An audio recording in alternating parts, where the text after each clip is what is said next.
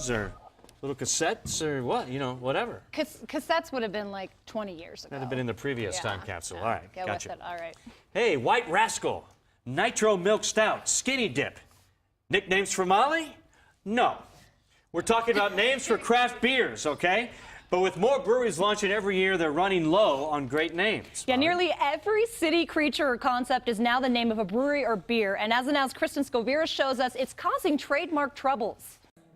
It sounds simple enough. Make a beverage and name it. Typically, it's just lighthearted and fun. But now brewers are struggling to find original names as the marketplace becomes flooded with craft beer. I think every name has been taken, or a different version of a name. According to the Brewers Association, more than 3,000 breweries are currently operational, so overlapping names are inevitable. I think that people have to get really, really creative these days to come up with something that has never been used or even like partially used. That's Adam Avery, founder of Avery Brewing Company in Boulder, and no stranger to this growing problem. Avery had christened one of his beers Salvation, not realizing California brewery Russian River had done the same. But instead of taking legal action or issuing a cease and desist, they did what you might expect brewmasters to do. We sat down and drank and did a blend of the two Salvations at a certain percentage of each. Came up with a great idea to do this and call it collaboration, not litigation.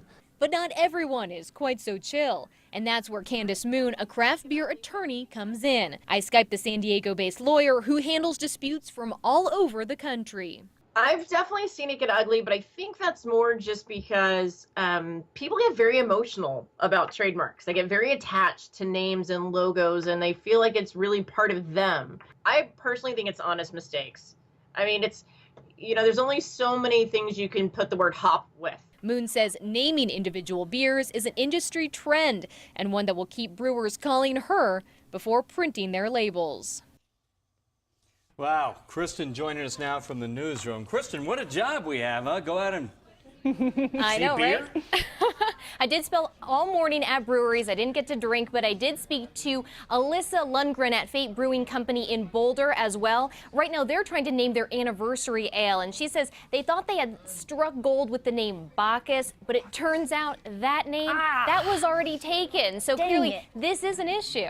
Yeah, what are you going to do? All right, Kristen. All right, thanks, Kristen. Well, the Colorado craft beer industry